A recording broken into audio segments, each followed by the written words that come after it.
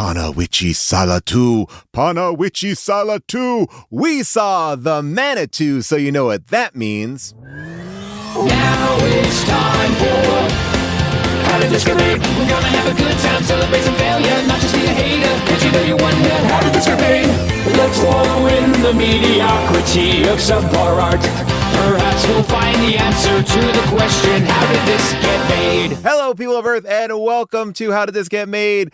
I am Paul Scheer. Today on the show, we are talking about The Manitou, a film that came out in 1978 about a woman who finds a lump on the back of her neck, and then that is determined to be the reincarnation of a 400-year-old demonic Native American spirit.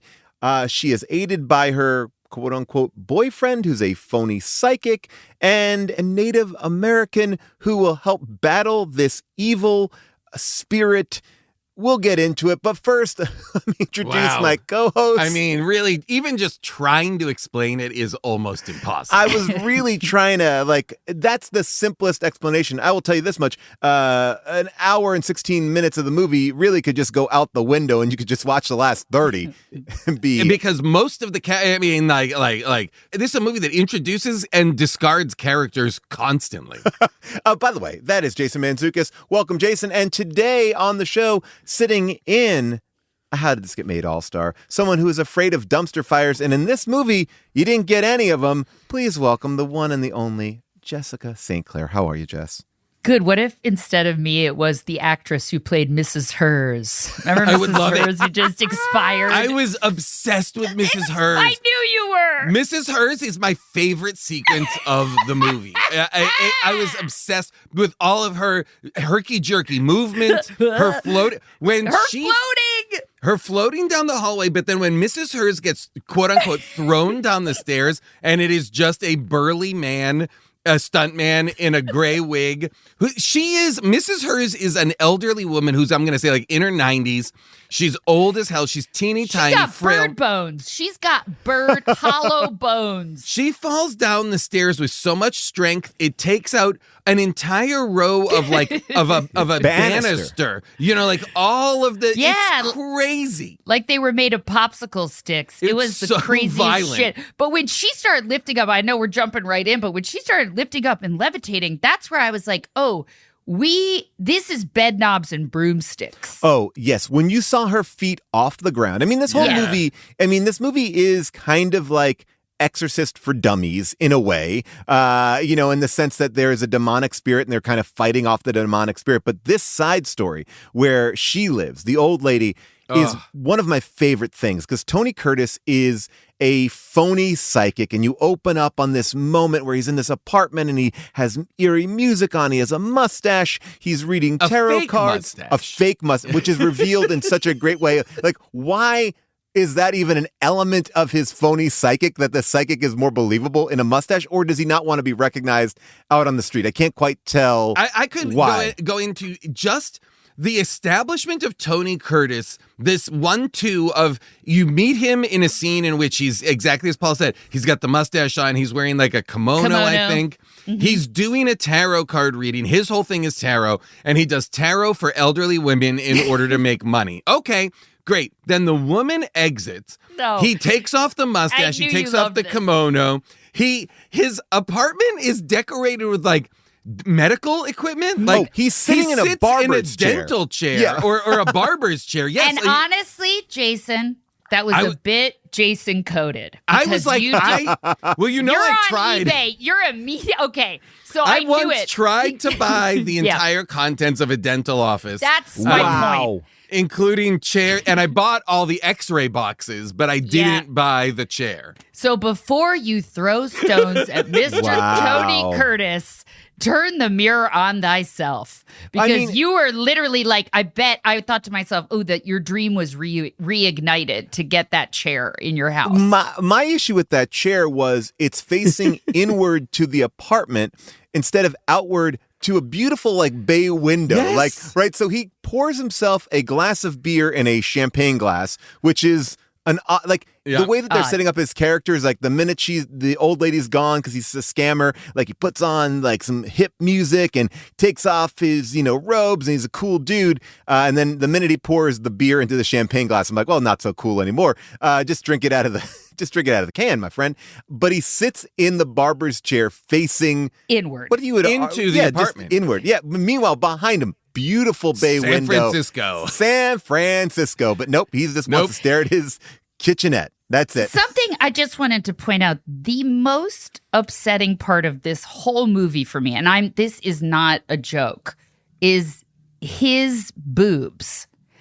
Oh, yeah. His man boobs and how they are not just like, okay, I get like men back then, we didn't do a whole lot of, working out. We weren't like Chris, he's also everyone an older wasn't man Chris at this Pine, point. fine. Yeah. But you're not even giving him an undershirt, and I have to watch you in a tissue thin t-shirt and then another tissue thin button down so that I can see your nipples for 99% of this movie. That's the thing that will haunt me the most. Jess, I'm going to say something here that might be controversial. I think he thinks I'm in great shape. Yes. And you need to see Here's what I'm going to say. Here's what I'm going to say. I need you to understand, St. Clair. This is 1978. This is the most fit man in America for 1978. Because also, this was a time, and I'm just getting this from my husband who said, this was a time when kind of more like romantic stars of the past who had sort of peaked, like past their prime, they would do these horror movies. Yes. So like Tony Curtis, right? We were meant to kind of think he was like a swinging guy back in the day. He bagged women, right? He bagged Marilyn Monroe. Yeah. Was that him?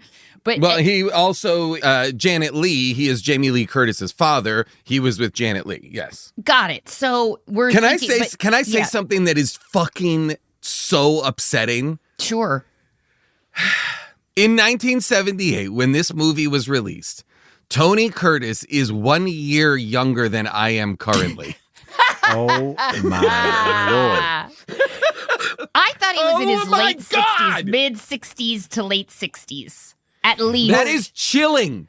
At least. But by the way, I got to tell you, he carries himself like this. Like he is doing jokes. Like he's Teflon in this. Like it is a funny thing because the movie makes a lot of choices, and I would argue all of them wrong. But every choice is made with 100% commitment. It would be like, hey, you know what? I thought The Exorcist was good, but it just needs a couple more jokes. Like, why are we being so serious about this? We're jumping in on the Tony Curtis of it all. Yeah. And without a doubt, he is like the main attraction. But the movie starts not with Tony Curtis. That's the right. movie starts with Karen, right? Karen?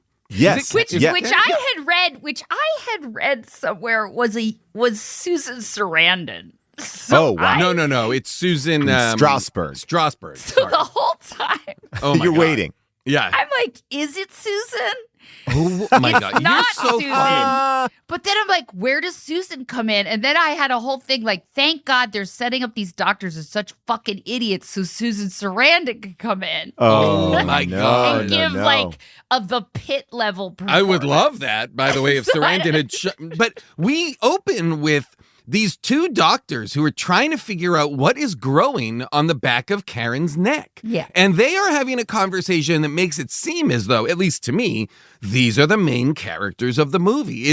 This is a medical mystery movie, and here we are. We're going to figure it out. And they even have inside jokes with each other when they're like, be a doctor, don't be an administrator, which comes back. They've got like bits and banter. And they also are dressed in the height of 70s fashion. It looks like they're renting cars at Hertz, or they've just won a golf tournament. Everything is yellow, and the entire hospital has orange shag carpet. So here's my question. What is going on, guys? We cannot do this. We can't go back in time. we don't have the great space coaster to go back in time and see, but is that your preferred time travel method? I was going to say, is the Great Space Coaster? I never knew that was a time traveling device. My understanding is that it only travels through space, not time. But I'm so curious. Tell us more about the Great Space Coaster, Jess. Well, my point is, I was 2 years old when this movie came out, and everybody making those TV shows and movies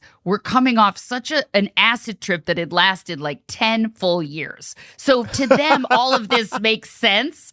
But as a historical record, my question is, I thought lab coats were always white. That they made such a crazy choice that they are mustard yellow. Yes, as if they're Caldwell Banker agents or whatever. Did that happen? Or Century 21. Well, Century 21. This whole movie basically takes place in a hospital, and I feel like they built the hospital, but that hospital is way too colorful. I actually was like, I kind of like it. It feels very like Stanley Kubrick in a way. Like, I feel like we're seeing these like very like shining level images. Right. And color schemes. Yes. I don't think hospitals were ever this carpeted? Well, they definitely were not carpeted. They can't have been carpeted. There was so much.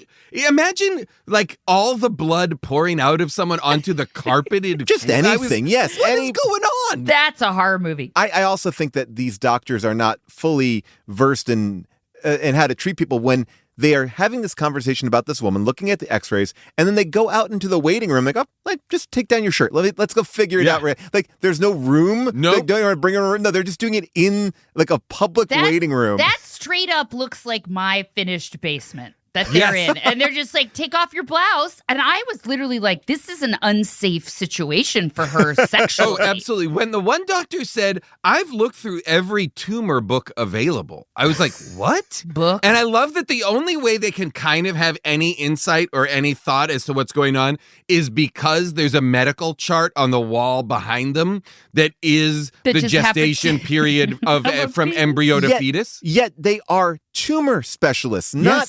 OBGYNs. Yeah. I mean, I will say this. I have two thoughts. One being the Great Space Coaster only went to Coasterville. It was not a time-traveling device. Is Coasterville in space, though? Yes, it is in space. Yes, yeah. But do we know, is it out of time at all? We don't know. Maybe time works different in Coasterville. It's just a habitable asteroid floating in space. Now, I was in the Great Space Coaster. Come on. Get on board. The only good news for Gary Gnu. It's good Gnu. No good news. No news with Gary Gnu. Guys, we're having a great time. The original Tucker Carlson, Gary Gnu. Oh my gosh! All right. Well, anyway, I think that might be Stan the Eagle. So we know that these guys are tumor specialists. They are, but they have this like OBGYN thing on the wall, and then I was like, it doesn't make sense to me that it's growing on the back of her neck. Put it in her belly. Make her pregnant and make the pregnancy weird. Why is this done like this? I actually think that was a great choice. Okay. I think for somebody who gets really grossed out really easily, who's scared of everything, having a fetus grow on your upper spinal cord is quite nasty, disgusting, and also, as we learned in the final shot of the movie, a fact. That this had happened to a Tokyo boy. Okay, first of all, boy from Tokyo. Fact, colon. Okay, first of all, the boy from colon? That's what it said. It said fact, colon.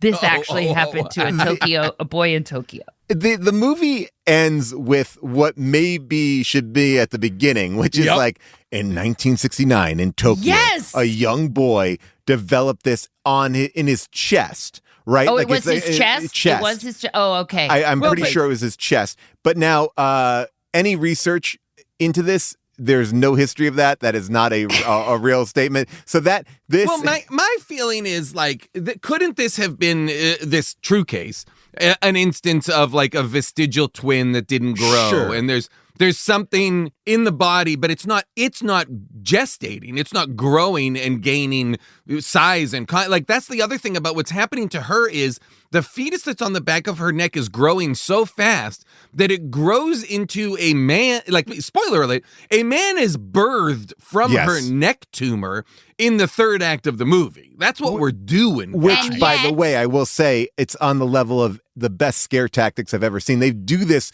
multiple times in scare tactics where a woman is going into labor, they bring somebody in, and then somebody pops out and covered in blood, just like this. This is the premise of, I would say, 25% of the best scare tactics episodes. It was so disgusting. But I would say this, so much malpractice going on because she comes in, she gets examined in somebody's finished basement. Then they're like, you know what, go home. First of all, they don't tell her that they think it's a terribly malignant tumor. They're like, go home. You got a fetus on your neck, possibly. Go home and have a night of it. Okay? When she and said they come back in the sometimes morning. it feels like it's moving around to get more comfortable, I was like, guys, believe women. And their answer was, go have a hot soak and we'll see you back for surgery. Look, there's nothing they can do about it, all right? Yep. They got, like, what? Have a drink, go out on the town. Her first call, Tony Curtis, amateur psychic. Who they're not even dating at the time. She's like, you're the only person I feel like I could connect with, but they haven't spoken in months. And then she sort of like sleeps on the news that thing is like moving around in her. And then they have, I think, sex in front of they both are in robes. They go back. It hard cuts to them back in his apartment in robes, and you think it's post-coital, but it's not, because he then suggests something that is like they're about to have sex. So like they went home and just changed into bathrobes. so that's the way. That's the 70s. Just like, why? I guess like so. Get into shorts. Get it, or get into your, just get comfortable. By the way, I will say that just as we're talking about sex, Tony Curtis is. It's established that he lives next door to a sex worker, because as he's like letting out his old lady, the sex worker's like, still doing this. I thought that was another psychic. I thought it was another psychic. Oh, because I thought she was dressed in a way that was provocative. And then when he said to her, well, I heard your act last week, I was like, well, business is slow for this sex worker if she's only doing it weekly. But maybe you're right. Maybe it's a house of psychics. This is a house of psychics.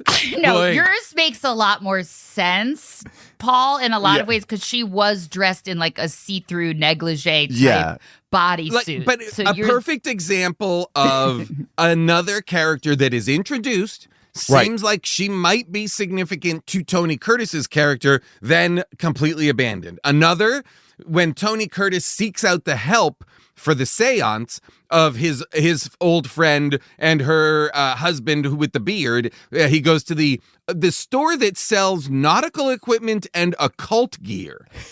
I was like, what is this? I love those two. This is all ship stuff and occult stuff? What's the store here? Well, who is this for? Because when you have two niche markets, you can't you gotta combine. You gotta get in there.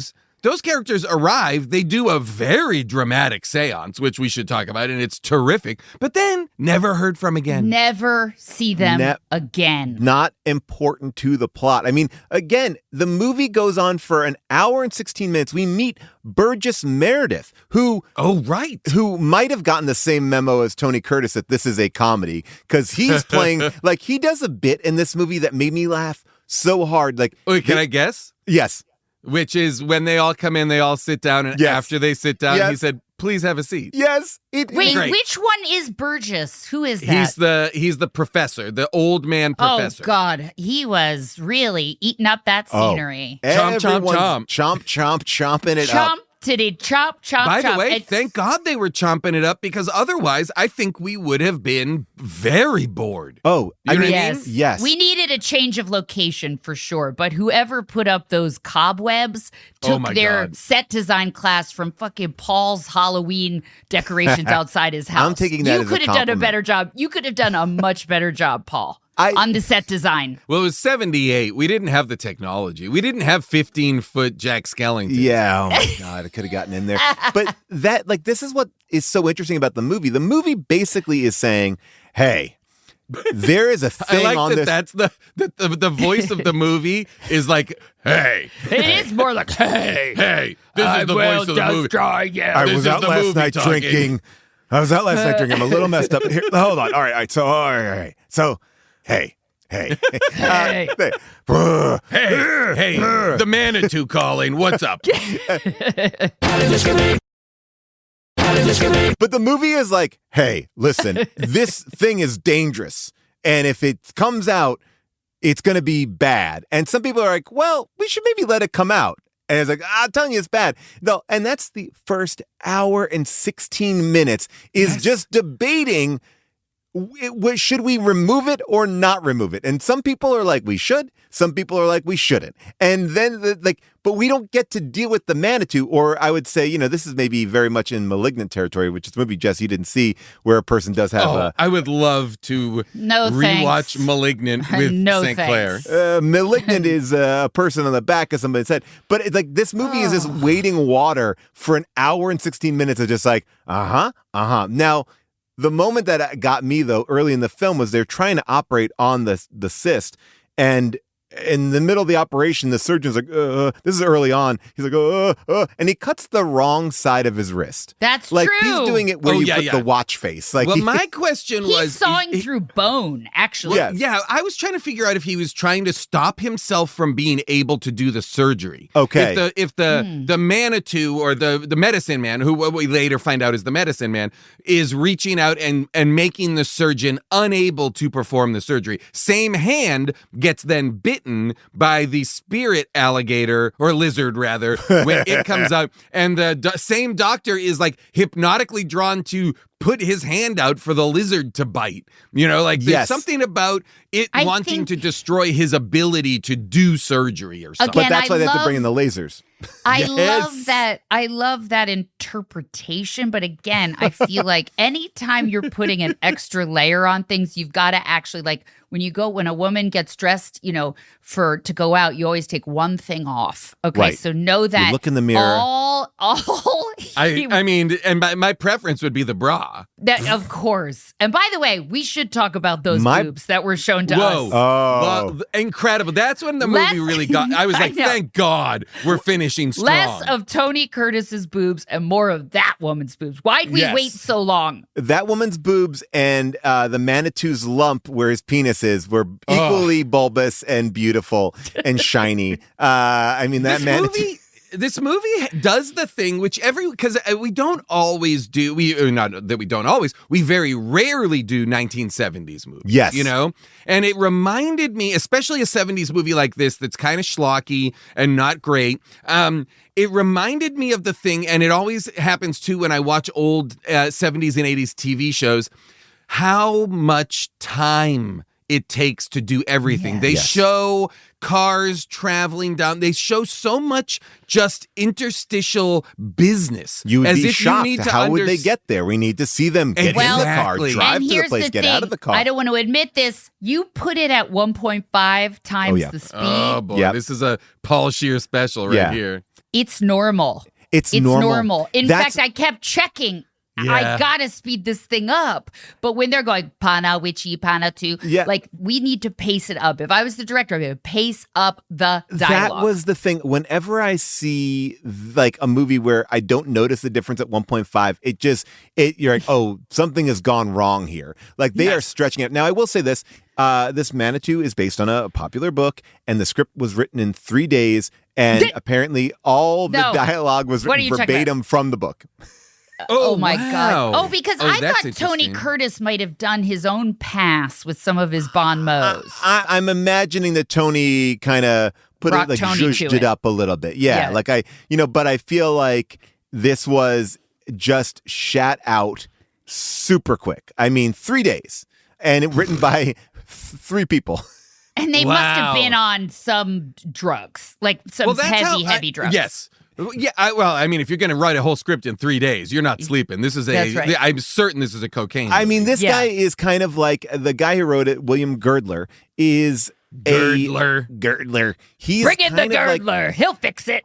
Girdler got it. Quick, Batman, the Girdler. Get me Girdler on the phone. He is a guy who's making schlocky movies. He was sued by Warner Brothers that his film Abby 74 was a ripoff of The Exorcist 73. He made the movie Grizzly. We did Grizzly 2 here on the show. He is a guy. He's just a guy who's like, I'm following the trends. Sadly, he passed away before the movie came out. He died in a helicopter accident while scouting locations for his next film. So brutal. That's disappointing. Yeah. Well, maybe the Manitou got him, honestly. You don't want to open up that dark magic. I was just going to say it might have been dark magic. It might have been. That was one of my favorite quotes. Doctor, do you believe in dark magic? Magic. I'm going to ask every doctor I have now if they believe. I wish before I got my back operated on, I'd said, Doctor, do you believe in dark magic? Well, Jason, I don't think you would have gotten your back operated on if you knew that there could have been a Manitou let loose. Oh, that there could have been a fetus growing back there. What's going on? That's why your back was messed up. You got a little man back there. I got a medicine man gestating in my lower vertebrae. By the way, they say something so funny where like you're trying to figure out like, well, how does this medicine man attach to somebody? And the only excuse given is, she must have been in the wrong place at the wrong time. That's it. Done. I couldn't figure this out at all. For me, I'm like, okay, they find a virgin.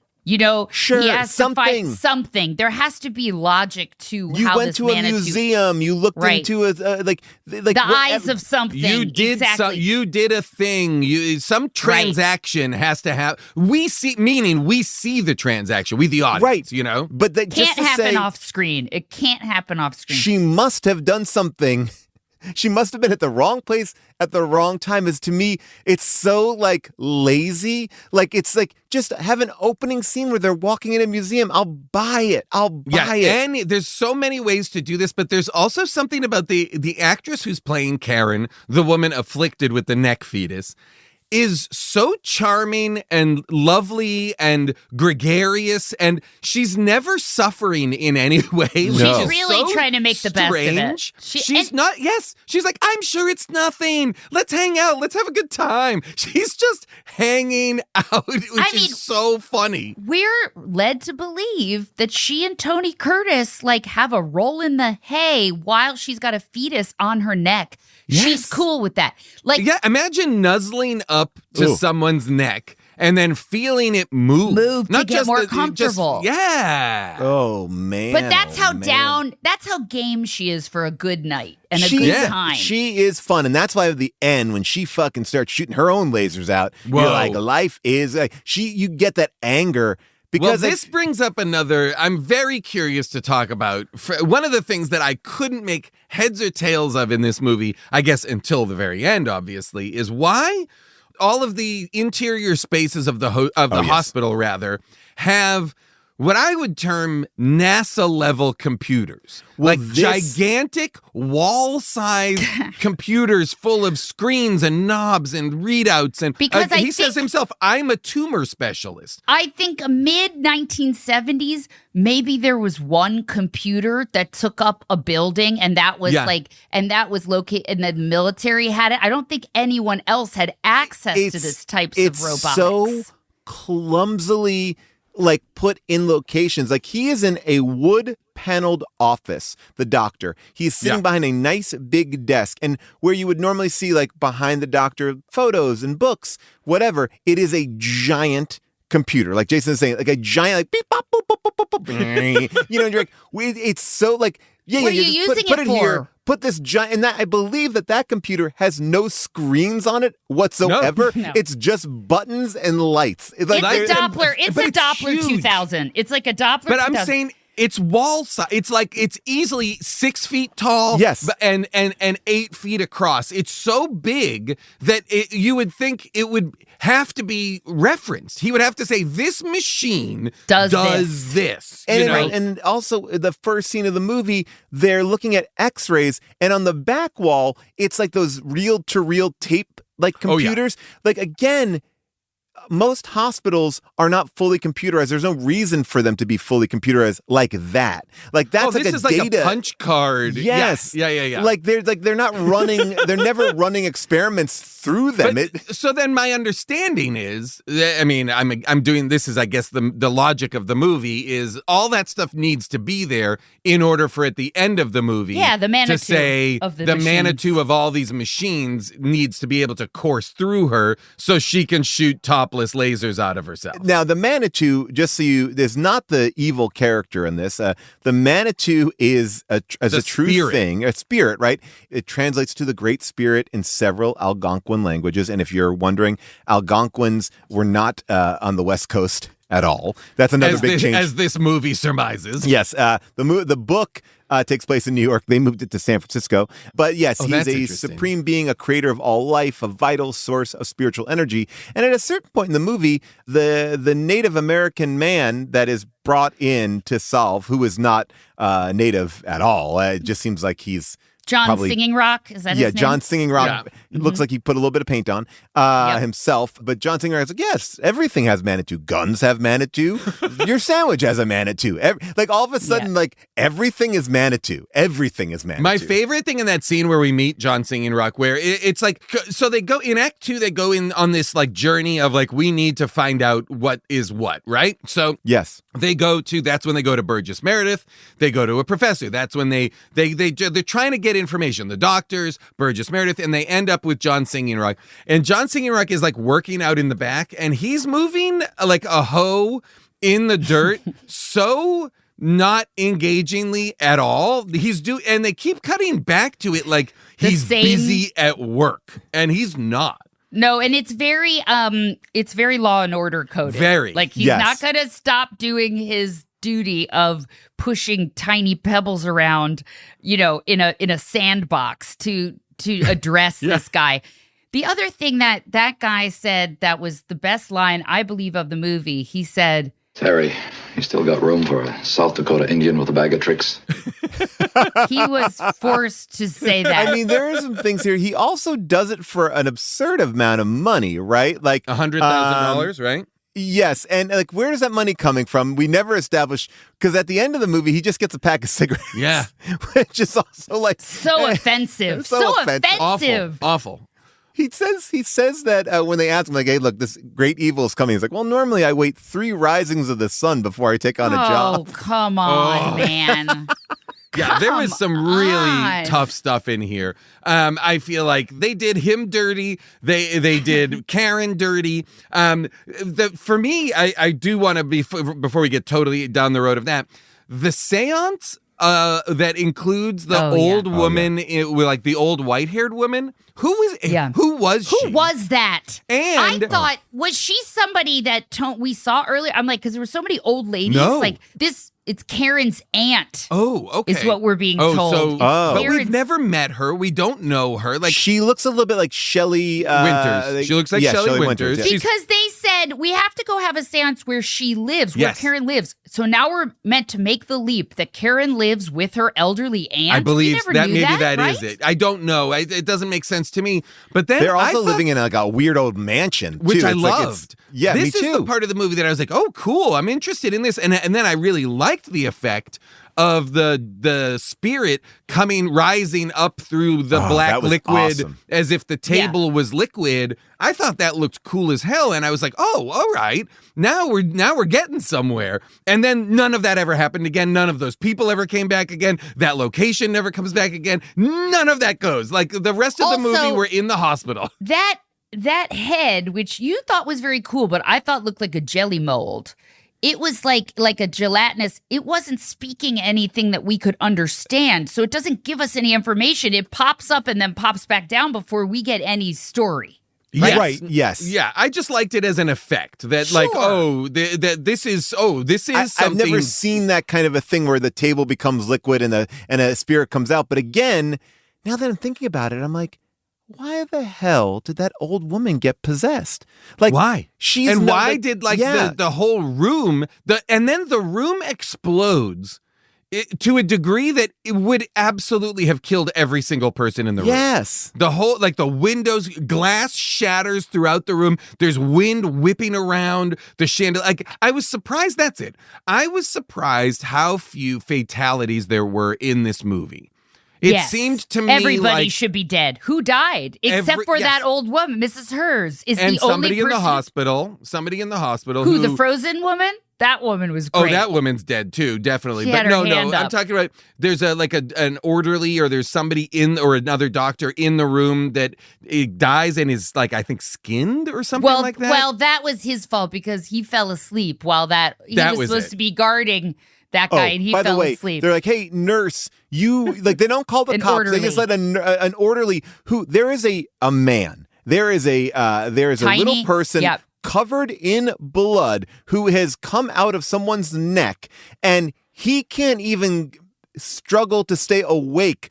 As Can you imagine if you saw that and we're like, and the medicine man, now birthed, covered in blood and viscera, is the only thing that's stopping him from wreaking havoc is a circle of sand, like a ceremony that John Singing Rock has done. And so that's keeping him contained. So they say to the guy, hey, you watch this guy to make sure he doesn't cross that line of sand.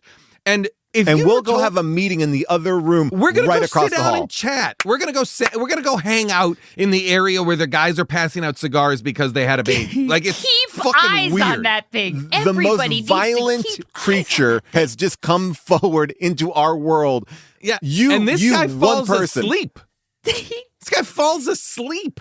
Honestly, he had it coming. I mean, we don't yes. give a shit. And I don't know why he was still alive, but he was also a version of him skinned. Well, I think he gets reanimated. I think that's the thing is like the medicine man, I believe, can like possess or take over people. So I think while the man is dead, the medicine man is able to take over his body and puppet it to do stuff. You know who I feel bad for?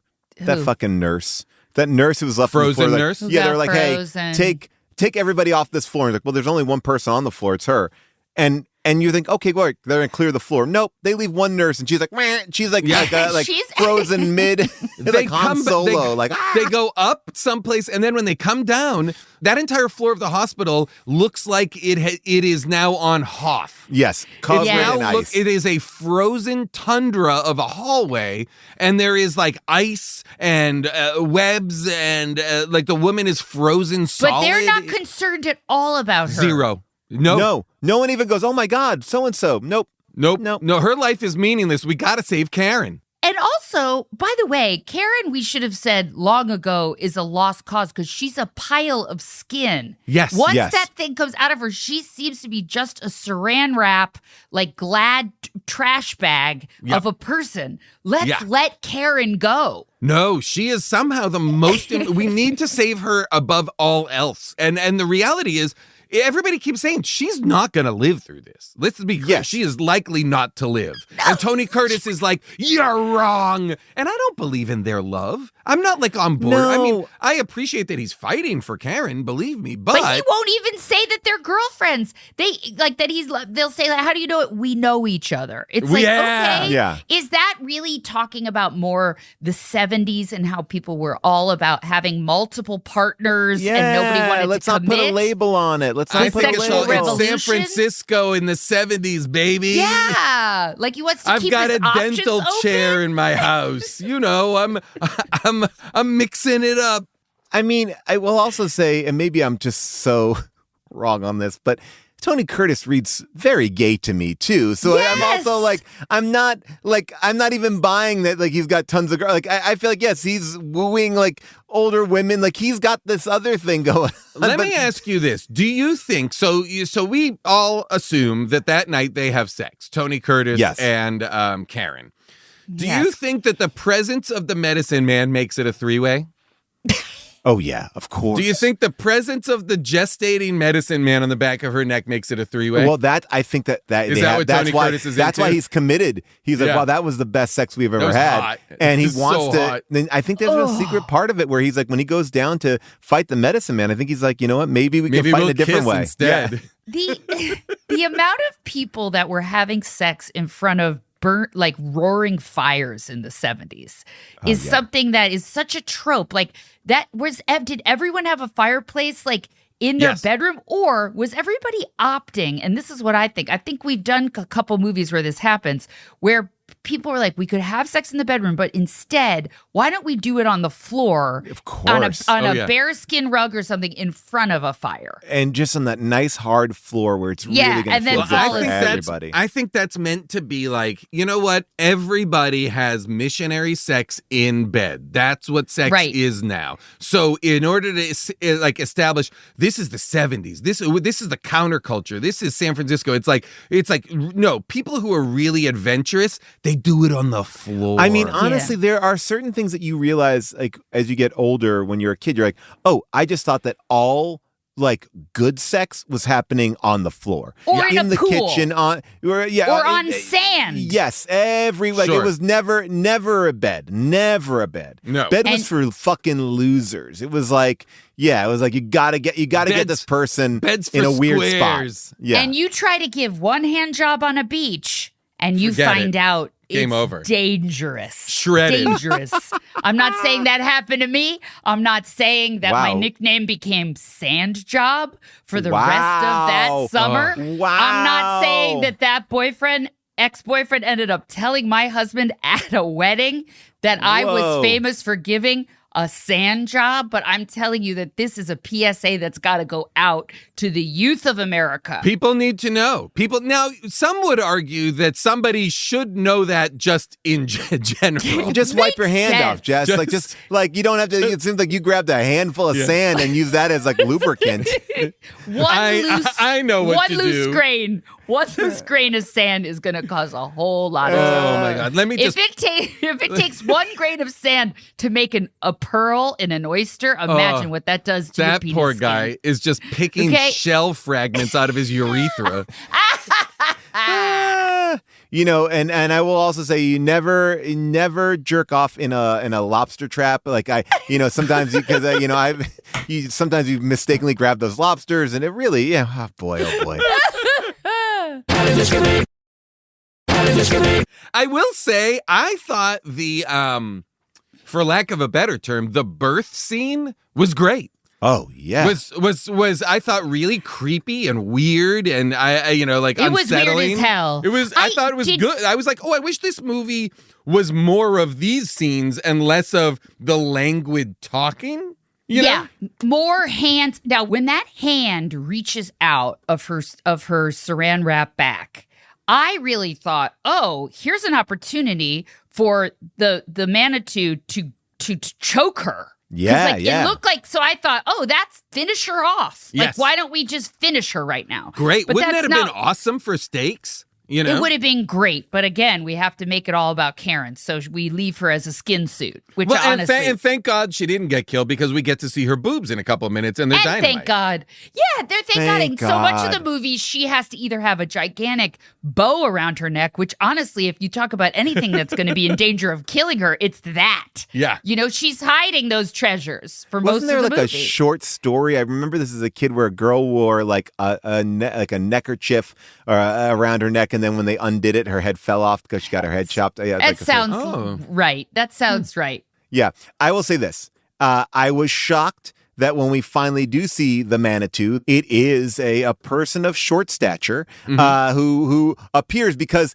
it's not a baby that has come out, right? It is a fully fully realized. And they say that he grows into adulthood rapidly and is born. But again, I just was shocked that she was able to provide enough. Do you think there's an umbilical cord that goes to the back of her neck? Well, I feel like he doesn't need food. He doesn't need sustenance. I guess so. He's growing supernaturally. I'm so curious. Why the back of the neck? Why not have it be the womb? Why not have it be the womb? I just really don't think we would have been that freaked out by a pregnant woman. It's on the neck, on the top of the neck. Gross. But what if it was a pregnant woman?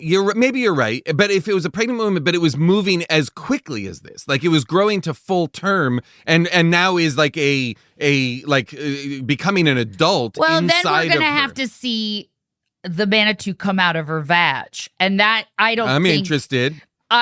keep talking. Keep But talking. I keep Don't talking. you think she would have rather had a vaginal birth than a neck birth? I mean, Yes. look, I think if you're passing that Manitou, any way that you're passing that Manitou is going to be painful. I actually think she would never be able to walk again if that You person know what? came out. I don't want to do it natural. I'm having a neck section. I scheduled my neck section so that I can control it. Yeah. I like where this movie goes because the Manitou, when he is out, he first is in stasis for a very long time, just frozen. He gets powerful, and then what they realize is because Tony Curtis, in a moment of desperation, throws a computer printer at him. And we've already established with his man boobs that he doesn't have a ton of upper body strength, but he seems to have no problem lifting what should be the world's heaviest computer and throwing it at him. He just throws a computer printer at him, and he says at one point, "We're surrounded by all this technology and all these amazing inventions. It's a shame that we can still have this medieval medicine man attack us." It's like, well, no, that would be the one thing that you can't control. Like that, like technology will not help you again. Well, wait, now I'm thinking, is this movie really an exploration about, our Technology? primal forces versus technology? And if that's what I think they're trying to shove so. in, and I don't understand how it works. Technology wins? I think I do think that is what it's saying. Is like it is looking backwards or looking forwards. It is the technology of the future is going to kill the superstitions of the past or whatever. So basically, it's fuck you. These computers will destroy Because you. part of me was like, why does the medicine man have to be a villain? I don't get why he's like a bad guy. Right. Well, that's what Burgess Meredith is like. He's like, I would like to meet him. Wouldn't it be cool to meet him? Exactly. And we'd actually, the truth is, we don't know if he is good or evil because we never give him a chance. Right? They're just trying to kill him the entire They movie. immediately are trying. It's like if aliens arrived and you just tried to start killing them, Right. Like he arrives and nobody is like, hey, what do you want? What's going on? Let's hear him out. How can we help? him out. Let's hear him out. And also, doesn't Tony Curtis say on his way out when he's saying goodbye to John Singing Rock, he was sad that he didn't get to know him. Oh, yeah, And I'm like, okay, well, the first thing you did was throw a printer at him. So, like, that's a terrible first impression. Did you? But I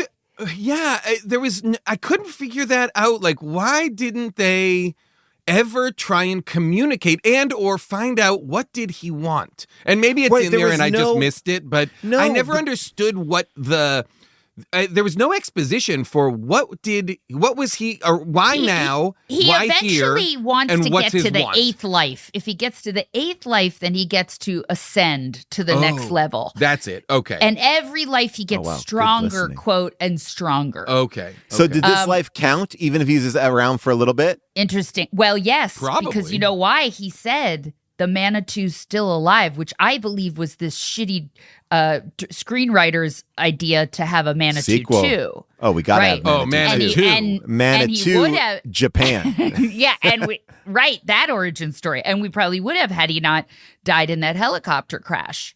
Wait, technically the ending is a prequel, right? Because Japan happens. Yes. Yeah, 10 Earlier. years. Oh, yeah. So we could bring it back. I feel like the movie. Jess, I'll go topless. I'm ready. I'm You ready to rock? shoot whatever. lasers out of your boobs. That's Yeah. how we really improve it. The lasers were incredible. That was some nuts stuff. Yeah, I really felt like I could not make heads or tails of what this movie was really about. Right. Like, There's no like the theme is there's a lot of mixed themes. Because he says, at one point, John Singing Rock says, love really is the best medicine. Yeah. So then I thought, when Tony Curtis decides to go toe-to-toe with the Manitou and go, hey, I don't like how you That's treat my us. girl. That's my girl. I thought, oh, okay, are we going to show... That's my girl, but we're not monogamous. Yeah, I just want you to know, you guys can do mouth stuff, but anything more, and she has to okay it with me. I mean, Like, that's... And then quickly we're like, Tony, what the fuck are you doing? You're not going to be able to, like, just tell him off like you would, like, a bad taxi driver. You know what I mean? So that's not it. But, yeah, people put put forward lots of themes. Yes, I also thought that for sure, somehow Tony Curtis's tarot card / psychic abilities were going to we're going to become, because there's that moment where he gives Karen a reading and the exact same cards come up and it seems very prophetic. It seems like oh, maybe Tony Curtis does have some sort of power. It's the same card that kills Mrs. Hurd. It's Ghost, right? Isn't it Ghost? Like that idea that Whoopi Goldberg is. So I was like, why aren't his powers helping him communicate with the medicine man or helping him, whatever it is? He shut that off, and he now but there's a line in it that really makes me laugh because, John Singing Rock meets the medicine man, right? Or the medicine man's frozen after he freezes him, and then at one point there's an earthquake that just rocks the hospital. And they're like, whoa, that was some earthquake. It's like, well, no, it's clearly this medicine. It wasn't an earthquake. It was a medicine man. And he goes, I was no earthquake. That is the great old one. And they go, who the hell is he? He's like, devil, Lucifer, Satan, Prince of Darkness. Doesn't matter. Wait, again, we're just that's the first time we're hearing this information. So who climbed out of his back is not the great one, is not Lucifer. It is. But we just are hearing that for the first time. It's the strongest of the medicine men, of the past. Devil? Yeah, you're right. That's not at all what we were told earlier. He's comparing him to a devil. He's it's basically saying, it's a bad guy, not a good guy. You know what I mean? Right. So I guess his thought was, okay, if I freeze him, I'll be able to figure it out. Check in on it and figure it out. We'll get a lay of the land before, so he can't take off, And Wait a second. So why does he turn it into the planet of Hoth? The medicine man does. Okay. For sure. Yeah. Okay. To freeze everything, yeah. For sure, yeah. And then I loved this because the movie's just doing it all. So they come back down and it is now the Hoth planet. The hallway is Hoth, right? Mm-hmm. It's frozen. It's icy. The nurse is frozen in place. She's dead. It is ice and cold and glacial. And then they open up the door to Karen's room and it is the cosmos.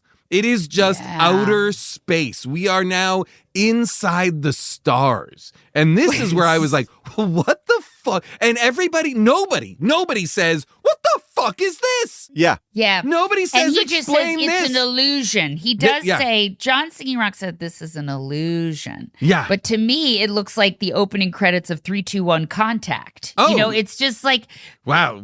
By the way, Great Space Coaster and 3, 2, 1 Contact is the reason is the for everything happens. Contact is the, oh my God, I can't believe you just said 3, 2, 1 Contact. That is triggering. No, that shit is found footage from a Carl Sagan documentary. Truly. What we're being shown. Truly, but and I understand why John Singing Rock is this is fine. I understand what this is. Tony Curtis should be tearing his eyes out. Yeah, he should be it's 1978. I'm 52, which is younger than Jason Mantzoukas is now. What is happening? Cool. I don't understand the world I'm in. I've just heard Led Zeppelin. Right. Am I going to fall into space? Yes. Because what I would think is don't go a step further because you're going to fall into the great abyss. This is a year after Star Wars. All I'm going to say is it goes back to a night of great sex. This man has lost his mind. He's going to face the Manitou by himself. He's often putting himself in harm's way. He's like, let me go by myself. And he has no plan ever. Yeah.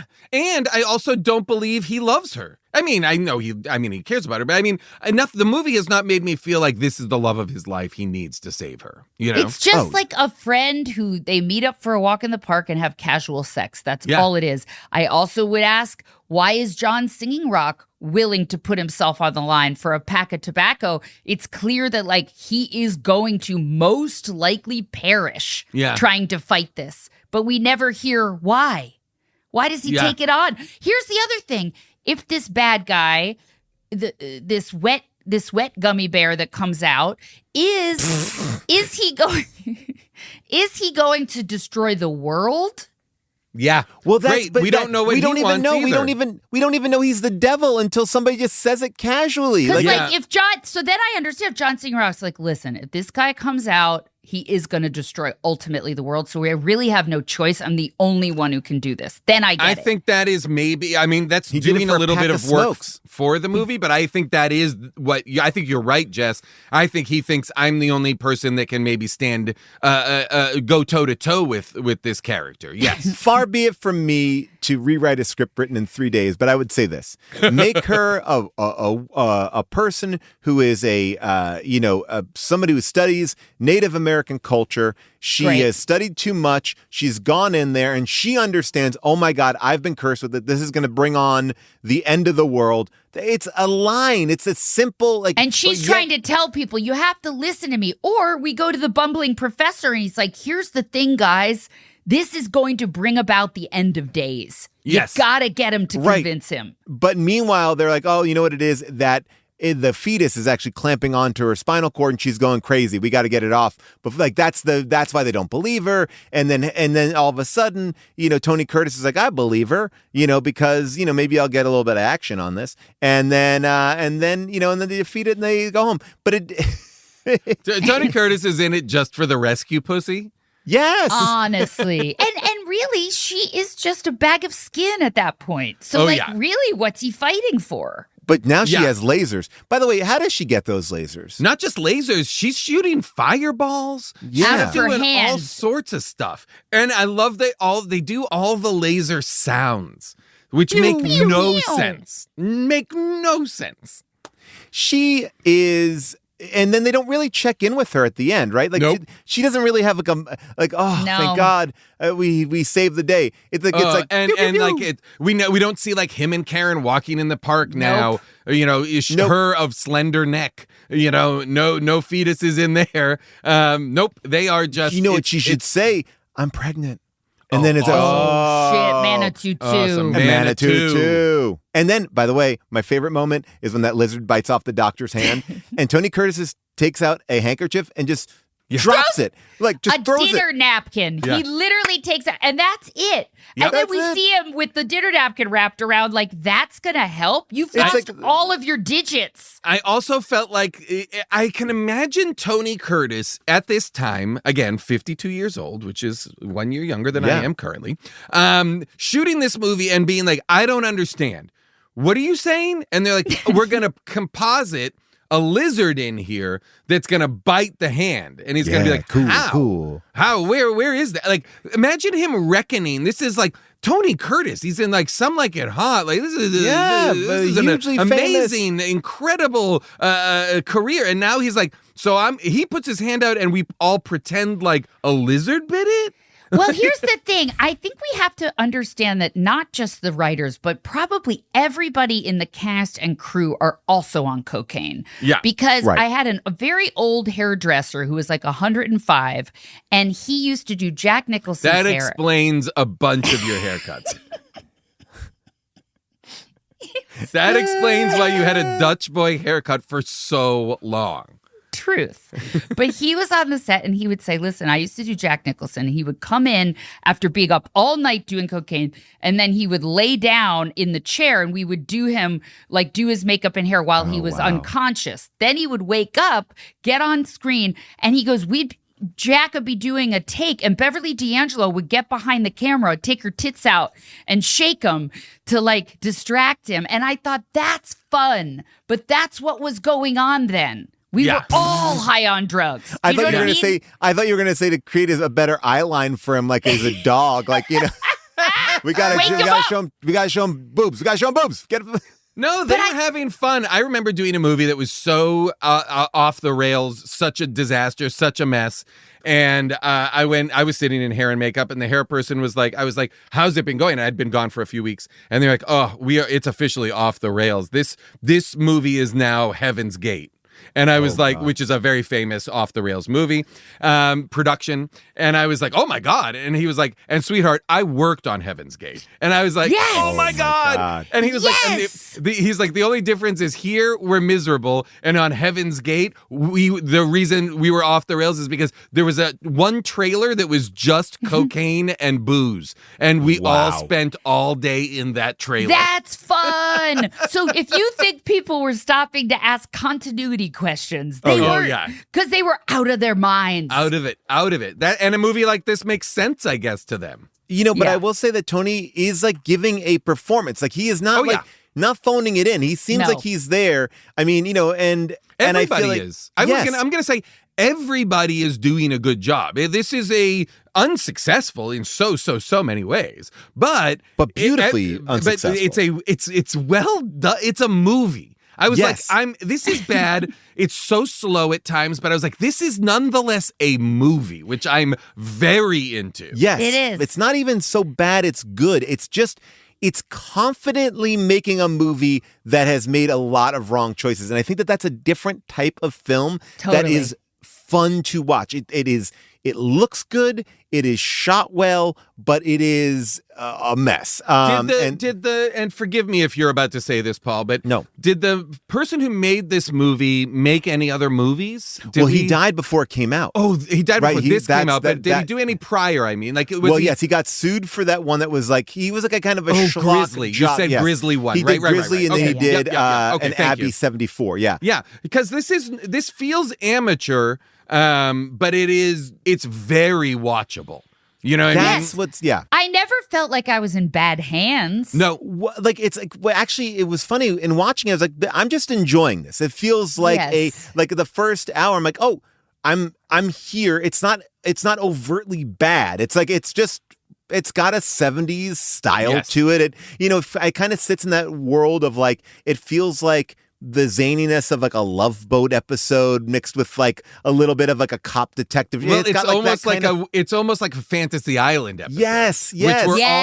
Which were always a step weirder than the Love Boat. It was like an episode of television. That's what it was. It had Buck Rogers vibes. Yes, 100%. Hey, my first sexual awakening, Buck Rogers. Aaron Gray? Was it to Aaron Gray or was it to Gil? Was it to Gil? What's his name? It was to that robot. It was to Twinkie? Twinkie the robot?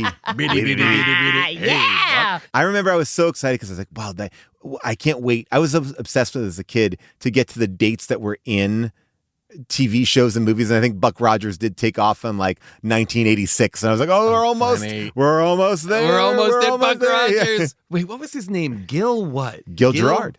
Gil Gerard, thank you. Jesus. Now, that's a guy who probably didn't have a lot of upper body strength, but they put him in a thick fabric. And that's why. Right. You cover it up a little. Just Christopher cover it Reeve up. In great shape for Superman, and that is like primarily his body, but they're also padding it a little bit. Pat it. Just a curious. Paddington. Paddington. Paddington. 4 It's Paddington. The next Paddington, written by Armando Iannucci. Paddington gets jacked. That's a big part of it. Super jacked. Paddington's doing steroids for it. He's I heard maxing, bone breaking on his face, changing his snout. A gigantic chin. It's just Paddington a huge becomes chin. Paddington becomes part of the manosphere. Oh my God. Well, I'm excited to see Paddington just, on Joe Rogan and talking to Theo Vaughn. He's anti-vaccine. Paddington is on ivermectin. I'm not even kidding. Which works better for him because it's a horse dewormer, so it works on bears. Paddington does meth before he works out because it helps him slim down. All right, so here's the thing. Obviously, we had an opinion about this movie, but there are people out there with a different opinion. It is now time for second opinions. Paul and Jason and June talk a lot about what makes a movie good or not. But everyone knows they're actually full of shit. We need a second opinion. Someone that knows what they're talking about. We need a second opinion. We need a second. Oh, give me a second. Oh, we need a second opinion. Thank you, Wolves of Glendale. The Manitou on Amazon. It has 395 total reviews, okay? 78% are 5-star reviews. This is a kind of beloved film. And I would say that some of the 5-star reviews, not even that interesting, but they're kind of fun. Midwest Hacker writes in 2024, I've been looking for this ever since my homemade VHS copy died. I consider this one of the last great skin crawler movies of the era. I'm into the days of letting your mind form what might happen next. Plus, I like Native American hero characters. 5 stars. That's an odd phrase. I'm into the days of letting your mind form what will happen next. So, thinking? What? I think what they're saying is they leave, in this movie, they leave some stuff to the imagination. They don't show you like every... plot. Like plot. Yeah. Necessary plot is left to the imagination. I think right. so. I think so. We're doing a lot of the legwork for these screenwriters. I like a movie where I have to make the choices. Yes, I like a movie that is poorly written, so I have to try and make sense of it. Yeah. Yes. The other thing was, this is not really a review as much as it is just a statement. BL out of San Diego writes, Manitou, frightening movie which stars Tony Curtis. 5 stars. Well, that is true. It does star Tony Curtis. Yeah. And then this one kind of takes a different issue with things. This is just from an IMDb review. We actually had to move off of Amazon from Hallie Devlin. Hallie writes, the whole idea itself was great, although the whole growing on her back bit was a tinge too dodgy. Okay. I mean, we're getting into that dodgy. What, unbelievable? Is it she's saying it's unbelievable? Just a little unbelievable. Okay. But then finishes by saying this one is worth remembering for the look on Manitou's face when Singing Rock figured out it was the devil. Priceless. There you go. I don't remember that. I don't remember Manitou really emoting much in that face. No, he really seemed trapped in like a prison. I feel like this movie, 1978, so David Cronenberg has already started making movies. Like this, to me, this movie is like a body horror movie, but before we really dug in on body horror, you know what I mean? Like there's a way in which this could have been like really electrically unsettling, but Tony Curtis's presence is a look back to classic Hollywood. And being like, no, this is like The Exorcist. It's just with all this body horror stuff. And boy, if it had been wetter and grosser and more Cronenbergian, this movie would have been, I think, incredibly fun to watch. By the way, just start it earlier and just to make more crazy shit happen. Yeah. But they clearly were like, they got 4 sets. They shot the shit out of them. I mean, like, it's just the whole thing takes place in the hospital. The difference would have been, and I think this would have made the movie so much more interesting if the movie had simply been about Karen. The fact that it's about Tony Curtis makes no sense. We couldn't have a movie about a woman at that point. She a had woman to who's be undergoing this horrible experience. We hear almost nothing about what it's like for her. Yes. And I think that's interesting. He is a casual, There's no her story to this, okay? Yes. There's only the lead character is the friends with benefits of the person who is going through the transformation. Exactly. And whenever Karen talks for 3/4 of the film, it's through the voice of the Manitou. We don't even get to hear her say, this is tough. You know what I mean? Like, hey, guys, can I get some painkillers? Hey, Harry, this is pretty weird. Hey, do you still think I'm set? You still want to go to, do you still want to go to Napa next weekend?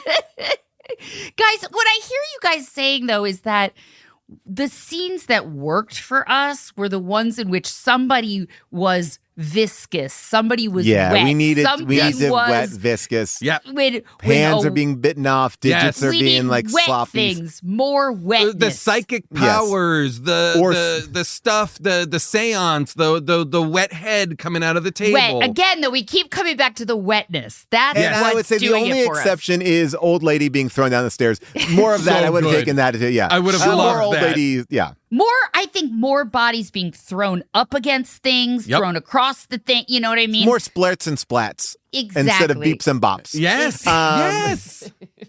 Now, I will say this, that the ending of the book is a little different because the creature attacks New York City. So that's a little different. Oh, wow. So I think it's like a Stay Puft Marshmallow Man kind of ending in the book. He goes no full happy kaiju? ending. Well, I don't. Yes, and I don't know how it ends. All I know is that that's what the ending is. It attacks New York City. Guys, that makes more sense than what happened. I agree. And in the book, Karen is 21 and Harry is in his 30s, and she only hears about Harry from her aunt, but they never have met before the events in the book. So that little sex stuff that makes felt sense like because he he's a reader for all the old women, so her aunt would know him. I like that so much better.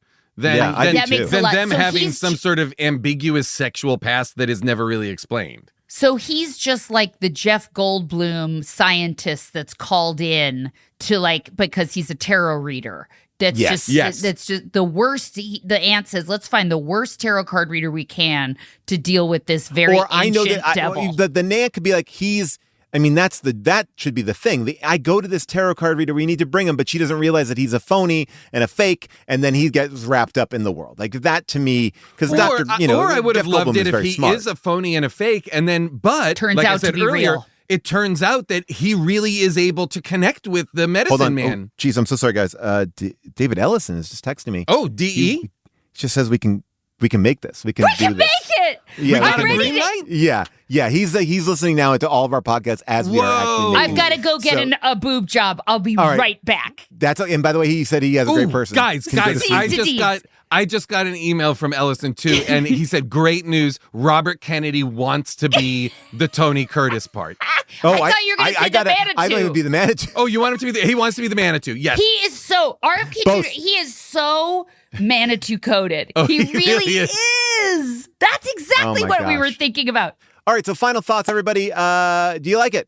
Oh, yeah. I mean, Here's the thing. I do agree you should watch it at 1.5 speed. It's an hour and 45 minutes, and a lot of it moves slow. So speed it up until it looks like it's good, then go back to normal speed. An hour 12 or an hour 16, then you're going to want to enjoy it in real time. What I say, speed it up to 10 times, take some cocaine, and then it'll slow down to what makes sense. That's the way we do it. Uppers and downers. Uppers and downers. One last question, and I've waited until the entire episode has gone. Jessica, are you aware that your camera is cutting off your face at your nose? And so we have spent this entire process looking at your ceiling. Looking at the ceiling the entire time. Can you see that we can't see your face? Guys, what was that old graffiti that had a nose down, like a curvy, or Kilroy was here? Yeah. Guys, that's what it has been the whole. There she is. Wow. There she is. Oh, well. Welcome to the podcast, I noticed Jason Jessica. taking a picture at a certain point. I was like, I wonder if that's what he's doing, and I loved it. So much lower body work. Guys, while we were doing this podcast, I fucking gave birth to some shit in my top spine, and you didn't even. This is what it's been. That is truly wonderful. Jess, where can people find you?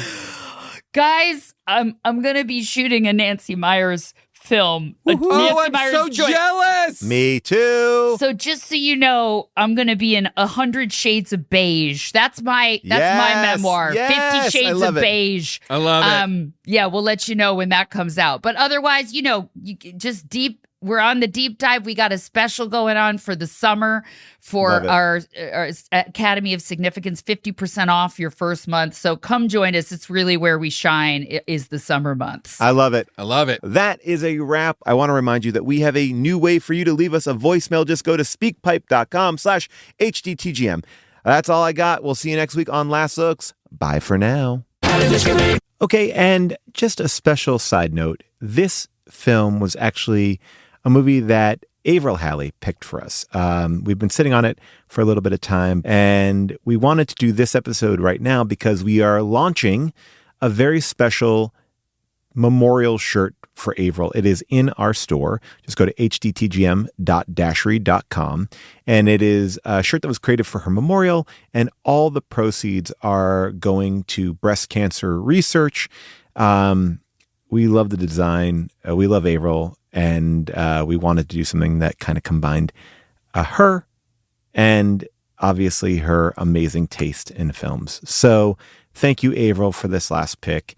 And I hope you enjoy an Avril shirt or a sticker or a mug, whatever you want. You can celebrate Avril. All the proceeds will go to breast cancer research, and we'll let you know how much money we raise in a couple of weeks.